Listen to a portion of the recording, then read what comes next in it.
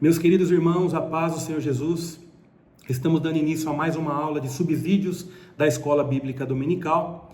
Nós somos aqui da Igreja Evangélica Assembleia de Deus em Jundiaí. Meu nome é Amadeu Prado, eu sou o presbítero da igreja pela bondade de Deus, na Igreja do Jardim das Tulipas, aqui no setor 6, na cidade de Jundiaí. E pela bondade de Deus estaremos então estudando essa lição de subsídios, especificamente sobre o ministério de Jesus. Nós estamos estudando a respeito do ministério de Jesus e outros assuntos mais da revista de Discipulando.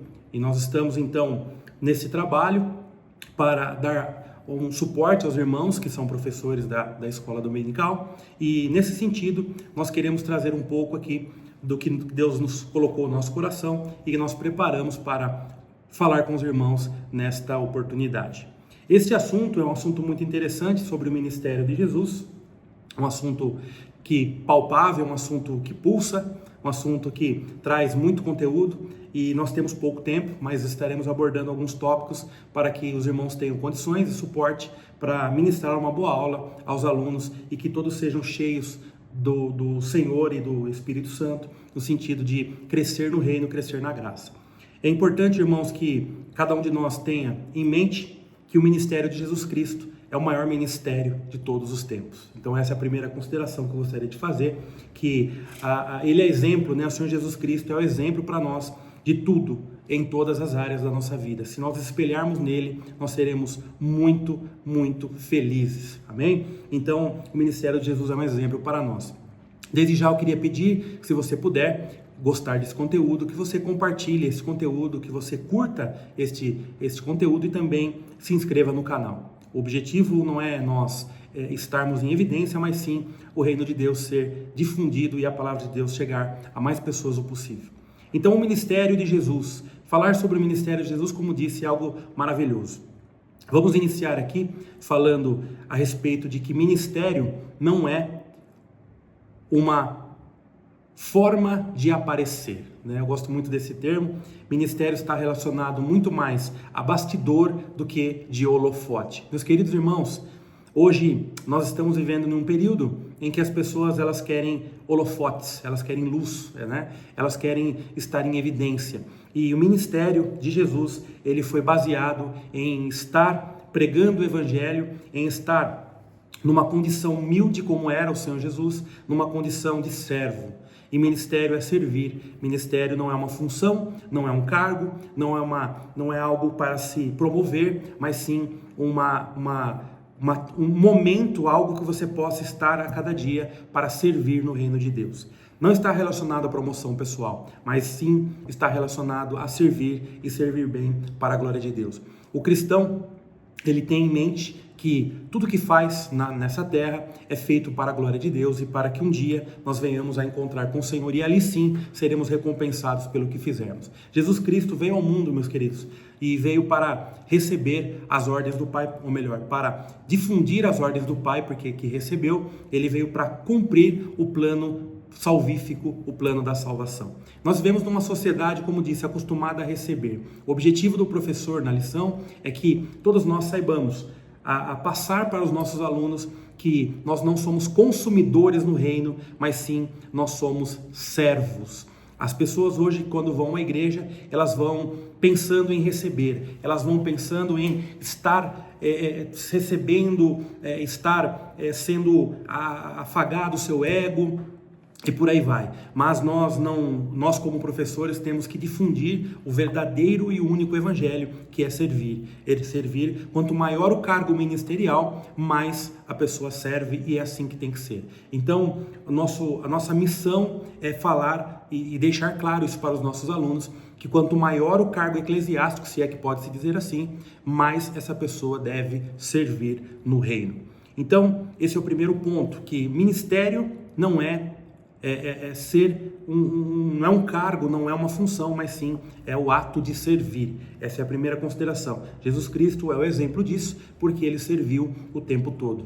Nós vemos os evangelhos, eles têm algumas figuras, e nós enxergamos a figura do servo, né? Um dos evangelhos tem a figura do servo. e nós sabemos que o Senhor Jesus Cristo veio com essa condição de servo. Desde pequeno ele serviu o seu pai, desde pequeno ele ajudou o seu pai e ele continuou servindo. E o propósito do Senhor Jesus Cristo como servo é resgatar, unir o homem novamente a Deus, pelo qual estava afastado quando pecou na cruz. Todos nós, por descendentes de Adão que somos, estávamos comprometidos, o nosso DNA estava comprometido e então nós estávamos fadados a ir para o inferno. Mas Jesus Cristo veio e nos resgatou. E essa é a máxima do Evangelho, que por graça, por bondade de Deus, ele traçou o plano e Jesus Cristo cumpriu esse plano. O serviço de vir, o serviço de deixar a sua glória majestosa que ele tinha e colocar-se como homem, ele o fez por nós. Jesus Cristo fez isso por nós. Então, essa é a primeira parte desse estudo que eu gostaria que os irmãos abordassem, se possível, com os alunos, no sentido de que ministério é servir, ministério não é dar, não é estar, ou melhor dizendo, recebendo, mas sim de dar, sim de servir, de estar mais perto do Senhor nesse sentido. É uma vocação. Jesus Cristo tinha uma vocação, ele foi guiado pelo Espírito Santo todo o tempo da sua vida. No sentido correto da palavra, meus queridos, no sentido eclesiástico da palavra, servir é estar à disposição, é estar em condição de servir, é estar em condição de estar realmente servindo ao Senhor e fazendo a vontade do Pai. Jesus Cristo, em tempo todo, buscou a vontade do Pai. Ele não fazia a sua própria vontade. Ao olhar para o Gólgota, ao olhar para o sofrimento ali na cruz, ou melhor, um pouco antes até, quando ele chorou gotas de sangue, ele rogou ao Pai que, se possível, passasse dele o cálice. E o que nós vemos, o que nós identificamos, é que Deus tinha esse plano. Ele, como homem, clamou, ele, como homem, suplicou e pediu, e Deus tinha um plano e esse plano tinha que ser cumprido. E Jesus Cristo então foi até o fim e pagou a conta, pagou o preço que era nosso. Então o desafio é despertar o interesse nos alunos em servir realmente. Esse é o desafio do professor para esta lição. Meus queridos, não é fácil. A missão do professor, a missão do crente nos dias de hoje é despertar nas pessoas que servir. Ministério é servir. Veja, irmãos, nós, como disse, vivemos numa sociedade em que tudo se faz para estar em evidência. As pessoas mais postam do que vivem, e então os jovens crescem nesse conteúdo, crescem nesse meio, nesse círculo, nessa influência toda, e nós temos que, como professores, desconstruir essa imagem que foi passada ao longo do tempo. Então esse é o desafio, despertar nos nossos alunos o desejo de servir. E Jesus Cristo é o nosso exemplo, porque ele serviu, ele se fez servo para nos dar a salvação, para nos resgatar, para nos unir ao Senhor. Então ele estava a serviço do Pai o tempo todo. O tópico de número 1 dessa lição, a natureza do ministério de Cristo. Ministério tríplice de Jesus, ensino, pregação e realização de milagres. Irmãos, eu quero trazer aqui uma tônica e ressaltar que Jesus Cristo foi movido pelo Espírito Santo em todo o tempo da sua vida. Tudo o que ele fazia, não somente quando a pomba veio sobre ele, mas em todos os momentos da sua vida ele foi movido pelo Espírito Santo. Desde da sua concepção no ventre de Maria, ele foi guiado e conduzido pelo Espírito Santo. Foi inclusive levado a falar com os doutores da lei, quando ainda era criança, e ele, movido pelo Espírito Santo, guiado pelo Espírito Santo, as coisas que ele falava sempre era pelo Espírito Santo, tudo guiado e protegido, e protegido por Deus, pelo Espírito Santo, é claro, e guiado para fazer o que fazia. Irmãos, quando houve aquele episódio em que as pessoas questionaram a autoridade de Jesus, ele disse: se Satanás está dividido, seu reino não subsiste. O que isso quer dizer? Que o reino das trevas é estruturado. Mas o que ele disse também? Ele falou: olha, se eu não prego pelo dedo de Deus, pelo poder de Deus, não é chegado a vós o reino dos céus. Mas se eu prego, é chegado a vós o reino dos céus. Então, meus irmãos, o Senhor, guiado pelo Espírito Santo, o tempo todo, ele fazia as obras que fazia. Eu gosto muito do momento em que Pedro chega e tenta proteger Jesus. Ali o Senhor olha para Pedro e diz: Pedro, se eu quisesse agora mesmo, eu invocaria ao Pai e ele mandaria legião de anjos aqui para acabar com todo esse cenário que está se apresentando aqui, cenário de morte, cenário de cruz. Mas o Senhor Jesus foi até o fim, guiado e protegido pelo Espírito Santo. E essa é a máxima que nós queremos passar. Importante nós ensinar os alunos que o discernimento de ouvir pregações egocêntricas, né, como nós gostamos de dizer, pregações direcionadas ao ego do homem. Irmãos, como disse, hoje todos querem ter um ministério, todos querem ter esse status de pregador, de repente um pregador itinerante, de repente de missionário, de apóstolo, como nós vemos por aí, várias nomenclaturas que são usadas para evidenciar, para deixar em evidência o ego humano. Mas nós precisamos trazer essa máxima aos nossos queridos alunos, que o mais importante é que nós saibamos que é servir, o que é servir, e também no sentido de identificar as pessoas que estão trazendo uma palavra que não é uma palavra verdadeira, que não é uma palavra genuína, porque muitos desses homens amantes de si mesmos, eles trazem têm essa conotação e trazem uma mensagem egocêntrica e não cristocêntrica. Eu me lembro de um episódio que nós estávamos ali como líder de jovens na Tulipas, e uma situação que nós fomos em determinado lugar e tinha ali um pregador que não trouxe uma mensagem cristocêntrica, mas sim uma mensagem egocêntrica. Ao final do culto, ele fez muitas brincadeiras ali e tudo, e ao final, quando nós saímos daquele ginásio, alguns jovens me procuraram, indignados, com toda aquela situação, e começaram então a falar que aquilo não era um servo de verdade, porque ele não estava trazendo uma mensagem cristocêntrica. Aquilo não era um teatro, mas sim uma igreja. Ele deveria ter trazido uma mensagem mais focada na palavra. E eu, dentro de mim, eu fiquei assim um pouco preocupado, é claro, porque vi que eles estavam transtornados, mas fiquei feliz de saber que eles tiveram o discernimento certo para poder identificar esta situação. Então, nós como professores, como líderes, como os alunos, como ensinadores, temos esse dever, essa responsabilidade de trazermos para os nossos alunos esse discernimento de identificar essas pessoas que não são servos, mas sim são pessoas que vêm buscar os seus próprios interesses.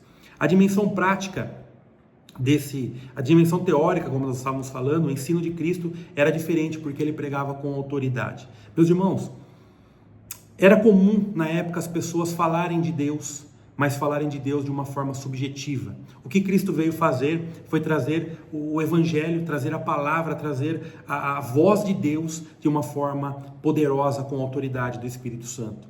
Tudo isso com a autoridade e poder do Espírito Santo.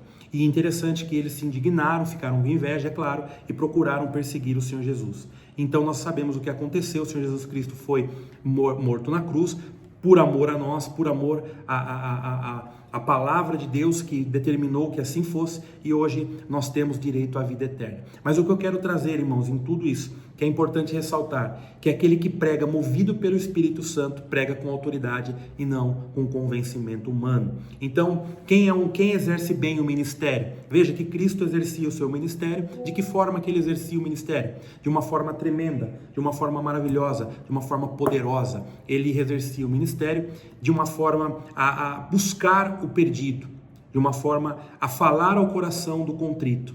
E nós vemos hoje uma palavra emocionada. As pessoas que pregam hoje pregam de forma emocional, para atingir a alma e não para atingir o espírito. Então o servo de verdade, ele está em dissonância com a vontade de Deus, que é falar o evangelho que confronta, o evangelho que toca, o evangelho que move dentro das pessoas. Irmãos, esse evangelho que nós temos hoje, infelizmente, em alguns lugares, esse evangelho emocional, esse evangelho coach, esse evangelho que traz uma imagem de, digamos assim, convencimento humano, onde o homem é colocado em evidência e não a palavra, e não o confronto, e não a Bíblia. Esse evangelho não tem lugar para a verdadeira e genuína palavra de Deus. Então nós, como professores, temos que ensinar os nossos alunos que o evangelho real, que o ministério real é o ministério que confronta, é o ministério que gera vida através de mudança de hábitos e de comportamentos. Outro ponto interessante que precisamos ensinar aos nossos alunos é ter o discernimento, como eu já falei, o discernimento para identificar as ovelhas no meio dos lobos. Temos que ter essa atenção e passar essa informação para os nossos queridos alunos. Ensinar os alunos também, meus irmãos, a buscar conhecer os frutos das pessoas. Às vezes nós vemos uma única obra de alguém, um único comentário de alguém, uma única palavra de alguém e achamos, esse daí é um bom servo de Deus, esse daí representa o reino de Deus. E nem sempre. Essa pessoa às vezes fala um comentário ali que pontualmente parece bacana, parece algo que tem vida, que é produtivo, mas depois nós vamos analisar o contexto e ver que essa pessoa às vezes ela não vive o que ela prega e muitas vezes fala outras coisas que destoam totalmente da palavra de Deus. Então, o servo de Deus é aquele que tem fruto, né? Como nós analisamos ali os requisitos para ser o presbítero da igreja, ali dentre os requisitos está que ele seja um homem casado, marido de uma mulher, que ele seja uma pessoa que dê bons frutos na sociedade, que não tenha nada que falem dele, né? Então nós vemos alguns requisitos do presbítero, eu achei interessante, porque a sociedade não pode ter algo que fale mal dele, ou seja, algo que venha demeritá-lo nesse sentido, né? É muito interessante isso. Então, os discípulos de Cristo são os que verdadeiramente servem, esses são os discípulos do Senhor, e é nesse sentido que nós queremos abordar com os irmãos aqui. Então, a natureza do ministério de Cristo.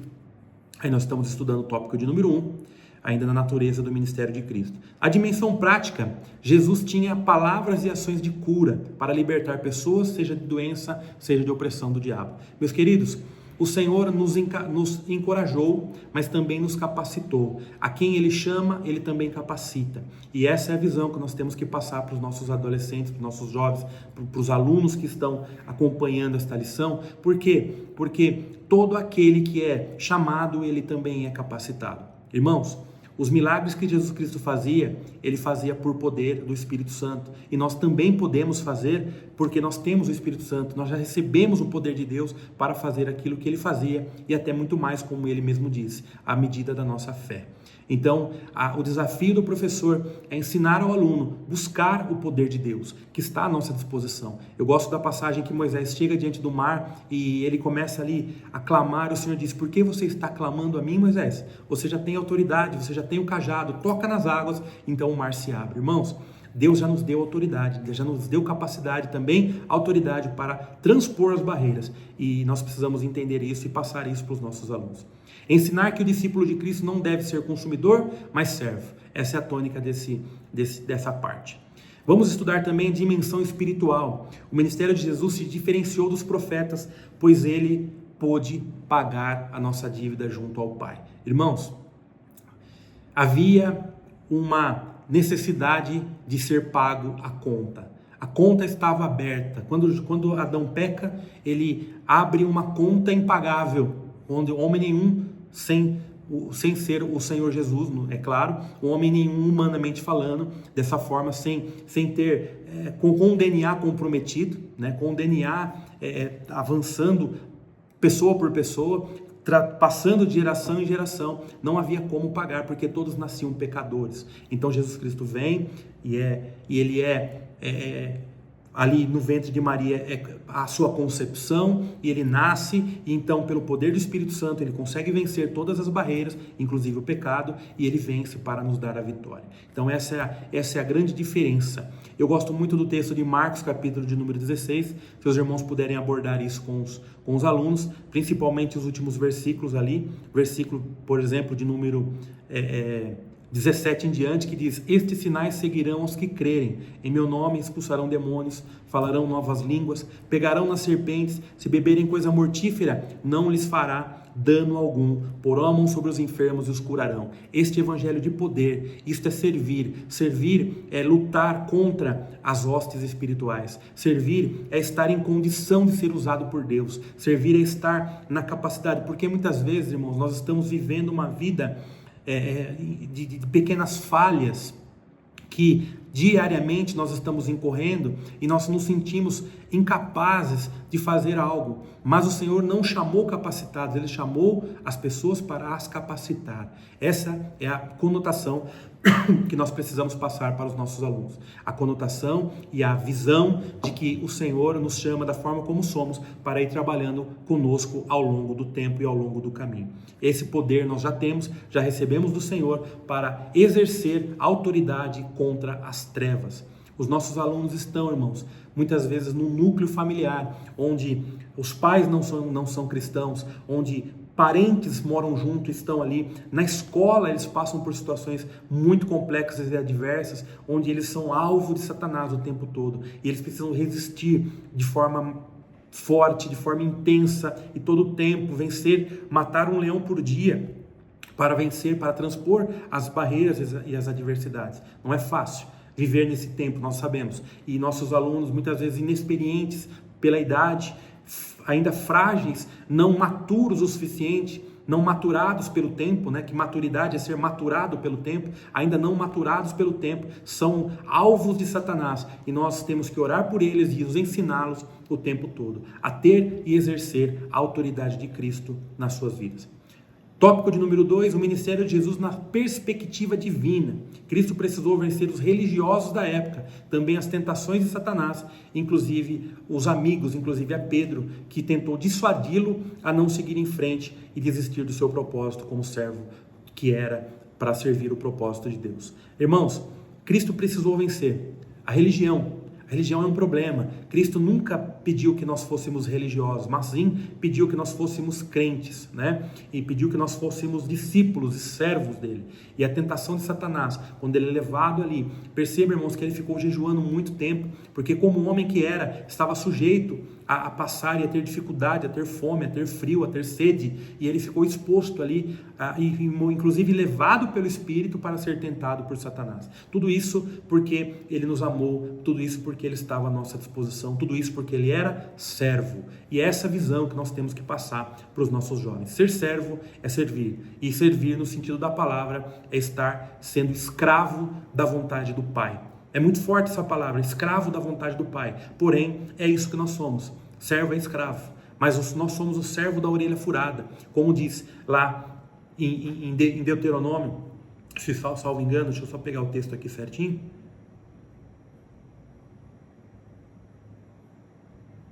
Êxodo capítulo de número 21, versículo 1 ao 6. A expressão de marcação dos escravos hebreus. É interessante, meus irmãos, que o servo ele ficava escravo por 6 anos e depois ele era liberto no 7º ano. E quando ele era liberto, ele tinha a opção de escolher ser servo, continuar servo ou não. Ele podia dizer: eu gosto tanto do meu Senhor, eu gosto tanto da pessoa que me escravizou, entre aspas, por tanto tempo, que eu quero continuar com ele. E não tem nada de sofrer, não. Ele gostava mesmo do seu Senhor, então ele dizia: eu quero continuar sendo servo desse Senhor. Então era furada a sua orelha e ele tinha uma marca que todo mundo que ao vê-lo podia entender que aquela pessoa servia porque queria, servia porque gostava do seu Senhor. Essa é a visão que nós precisamos passar. Salmo de número 40 e versículo de número 6 diz assim: as minhas orelhas furaste, que é um trecho desse salmo. Veja, irmãos, a nossa orelha foi furada porque nós deliberadamente, de forma intencional, aceitamos ser servos do Senhor. Essa é a conotação do cristão. Servo porque quer, escravo porque quer, porque este Senhor, que é o nosso Senhor, ele não nos castiga, pelo contrário, ele nos conduz a verdes pastos, a águas tranquilas. Esse é o nosso Deus, esse é o nosso Senhor. Nós somos sim escravos, mas escravos bem tratados, escravos com direito a morar no céu, escravos com herança, escravos com galardão, prêmio, com algo maravilhoso que Deus tem, uma coroa, tudo isso que o Senhor preparou para nós. Sim, somos escravos, mas se alguém te perguntar: você é escravo? Sim, eu sou escravo, mas eu sou escravo porque eu quero. Eu aceitei esse Deus na minha vida, eu me rendi. Eu gosto muito do termo se render, quando eu faço apelo e nas minhas pregações, ou quando eu vejo também as pessoas fazendo, eu gosto muito dessa terminologia. Se renda ao Senhor. A pessoa ela dobra os seus joelhos, ela ergue as suas mãos e ela reconhece que naquele momento ela não consegue mais sozinha, ela precisa de Deus, ela precisa do Senhor, ela se rende ao Senhor. Essa é a visão que nós precisamos passar para os nossos alunos, que nós temos que nos render ao Senhor para que possamos ser servo. Render-se é dizer: Senhor, domina minha vida. Quando nós lemos a oração do Pai Nosso: venha a nós o vosso reino, ou seja, o reino precisa vir até nós, e quando o reino vem, nós então nos entregamos para ser governados por Deus, e isso é servir de forma completa da palavra, é deixar Deus reinar nas nossas vidas, e então nós seremos muito mais do que abençoados. Amém, irmãos? Então até aqui uma parte interessante. O ministério de Jesus na perspectiva humana. Eu gostaria de, ainda no tópico de número 2, perdão, eu gostaria de falar aqui sobre o ministério de Jesus que foi movido pelo Espírito Santo, mas também falar sobre confiar no Senhor. O servo confia no Senhor, o servo espera no Senhor. Veja, Provérbios capítulo número 3, versículo 5 diz: confia no Senhor de todo o teu coração e não te estribes, não confies no teu próprio entendimento. O servo, ele é guiado, o servo, ele é conduzido pelo Senhor e pelo Espírito Santo. Jesus Cristo foi conduzido, tudo que ele fazia, ele era conduzido pelo Senhor. E eu gostaria que os irmãos abordassem isso com os alunos, no sentido de que nós não podemos confiar no nosso próprio conhecimento, mas confiar no conhecimento que vem de Deus. Não tem nada de errado estudar, não tem nada de errado se capacitar, se habilitar, mas é preciso entender que o conhecimento não pode nos dominar. Quando nós lemos a respeito de Eva no Jardim do Éden, nós vemos uma coisa interessante. Eva, quando ela dialoga com a serpente, ela fala que não podia tocar no fruto do conhecimento, ou melhor, na árvore do conhecimento. Ela diz para a serpente: olha, Deus falou que nós não podemos tocar, mas em nenhum momento Deus disse que não podia tocar. O que ele disse? Ele disse que não podia comer do conhecimento. O que isso quer dizer? Que nós podemos até esbarrar no conhecimento. Eu imagino que andando ali pelo jardim, em algum momento eles esbarravam na árvore do conhecimento, mas não podiam comer do conhecimento. Ou seja, nós temos que instruir os nossos alunos a estudar sim, a participar sim, a fazer pós-graduação, a fazer doutorado, mestrado, seja lá o que for, mas o mais importante é não deixar que o conhecimento o domine. Quando nós comemos do conhecimento, ele passa a ser parte de nós. Esse é o ponto-chave que nós precisamos abordar com os nossos queridos alunos. Amém, queridos? Então, esse ponto é interessante porque fala sobre o confiar no Senhor e não confiar no conhecimento humano. Não depositar a confiança no conhecimento humano.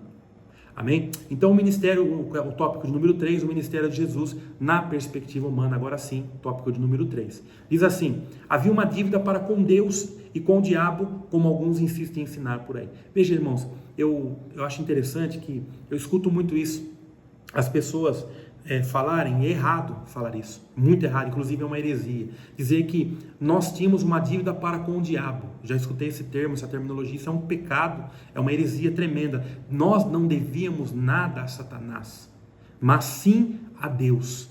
A nossa dívida era com Deus. O homem não deve nada a Satanás. Pelo contrário, Satanás é nosso adversário, que nós devemos confrontá-lo ao tirar as pessoas do mundo, ao trazê-las para o reino da luz, ao levar o evangelho. Nós teremos que encontrar com Satanás pelo caminho e vencê-lo, porque Cristo já venceu, já pagou, já esmagou a cabeça da serpente. Então, Jesus Cristo já pagou o nosso preço, a desobediência já foi sanada, hoje nós podemos andar em comunhão com Deus.